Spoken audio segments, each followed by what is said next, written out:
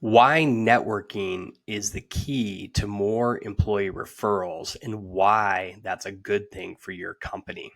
I'm Greg, I'm the introverted networker. Today we're talking about employee referrals or employees who are referred to jobs at companies. If you look at the statistics, people who are referred into a job by somebody who probably already works at the company, most likely, are more successful as employees and tend to stay longer at companies. A survey that I'm looking at from JobVite for 2023 basically says that employee referrals are the best way to fill open positions at a job.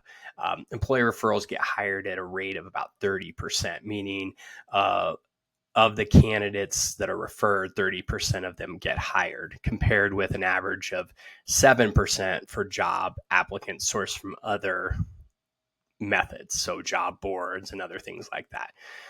They're actually also considered a better fit for the company and they stay in their role longer. So out of this, most companies have an employee referral program, and those hires that come in for referral are 40% more likely to be there after the first year versus people who come in that aren't referred.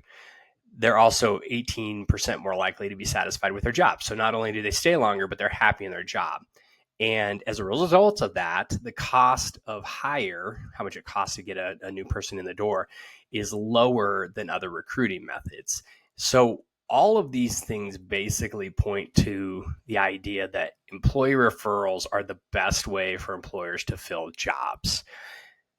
Why is that? Let's talk about this for a little bit and talk about how it relates to networking. If you think about an employee referral program, everybody kind of knows how this works. Most of us have been in companies where they say, if you refer somebody in and they get hired and they stay a certain amount of time, we're going to give you a referral bonus. So that incentivizes people to go out and get referrals.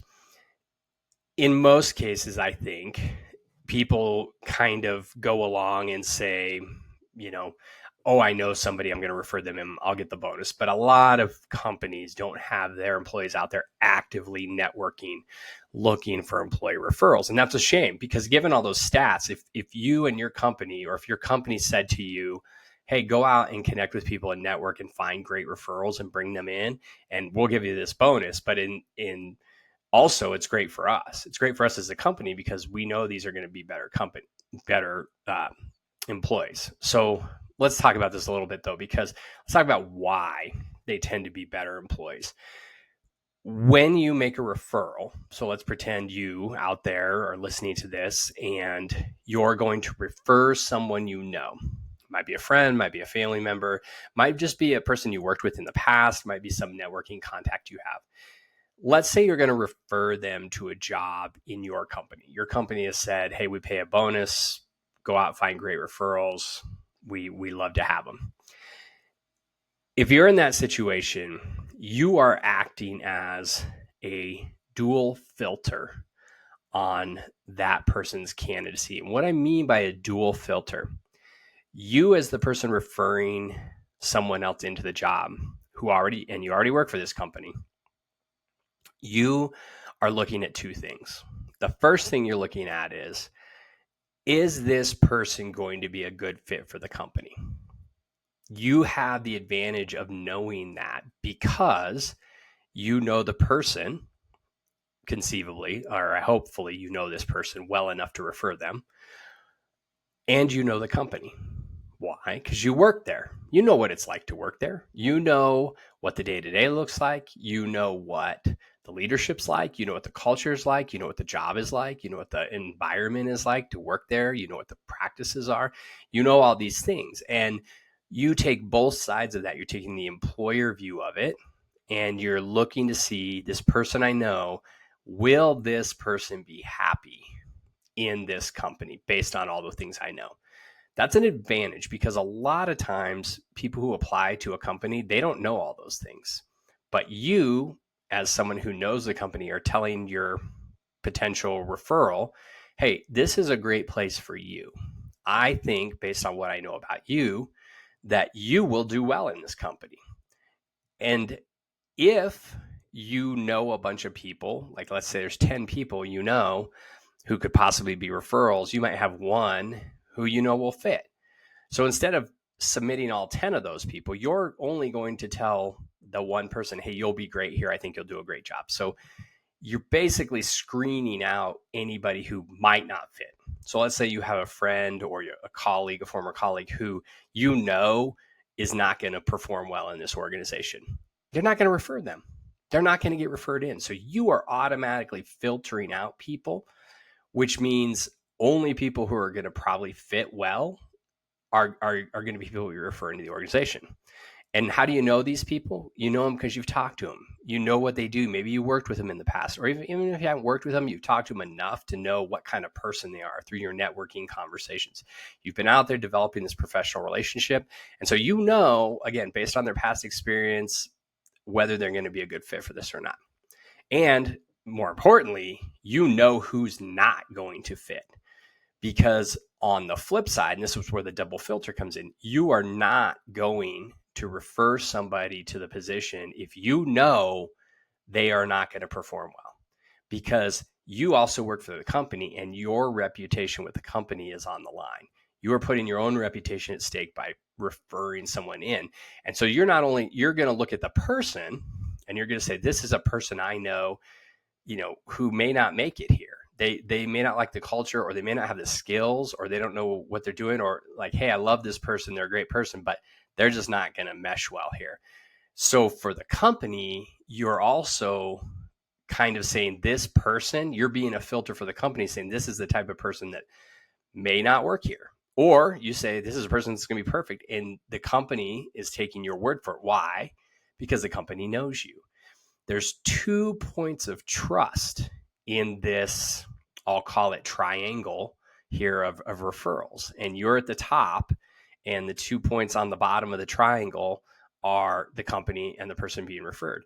You are serving as the trusted person in this relationship. The company trusts your judgment, and the person trusts that you're not going to lead them astray and put them in a company that they shouldn't be in. And because of that, that's why employee referrals are so much more successful when they go into companies than non-referrals. And that's why companies will pay bonuses, because, again, as I said, the cost of hire is lower even when you factor in those bonuses, because the company knows it's going to be a faster hire. They're going to get in the role quicker. They're going to be a better match. And so it's worth it to them to incentivize people to do this.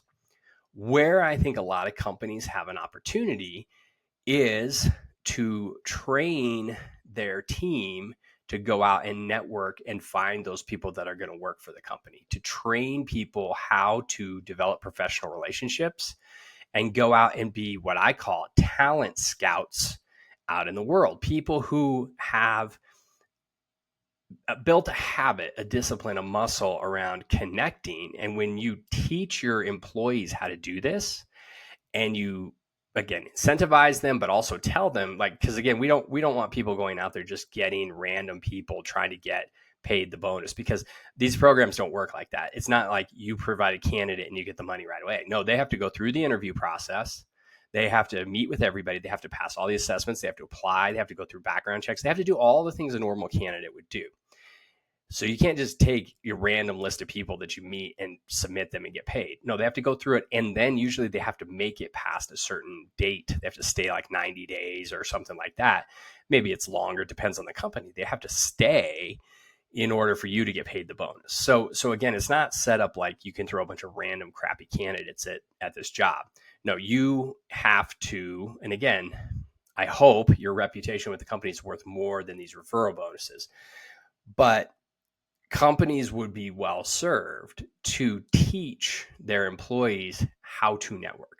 Now, the logical objection here is, if I'm a company and I teach my employees how to network better, they're going to go out and meet other people and find new jobs and leave.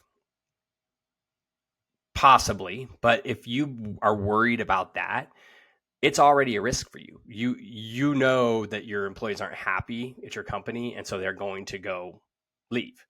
But if they're happy and they're willing to refer people in, because again, you're not going to refer somebody in to a terrible company, right? I mean, if your company's not good, even if you have a referral program, you're not going to be out there telling your friends to come work there. So, I mean, I think, referral percentage, like what percentage of your hires are referrals, is actually a very interesting metric to look at for the health of your company. Do your employees who work there recommend it as enough to say, hey, people I know, you should come work here?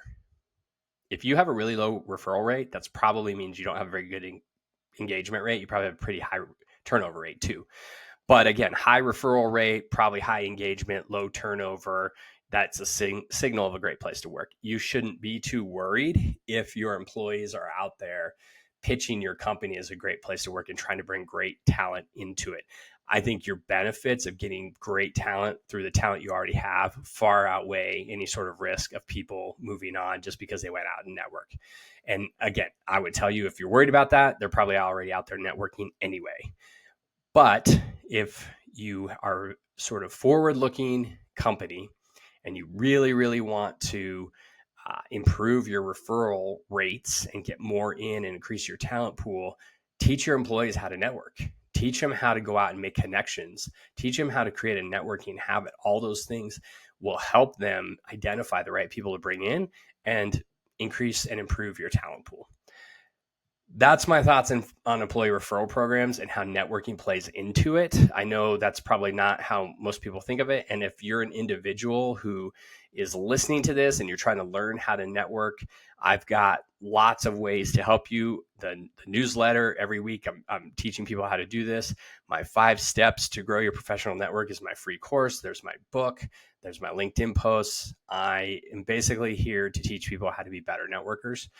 I hope that helps you think differently about this. If you're a company that's interested in this, or you work for a company and you're like, hey, I need my company to think about this, shoot me a note. I'd be happy to get in touch and talk about this. And if you've got struggling individually with your networking, please reach out to me as well. That's what I'm here for. Have a great week. Go out, meet some interesting people. Remember, always be connecting.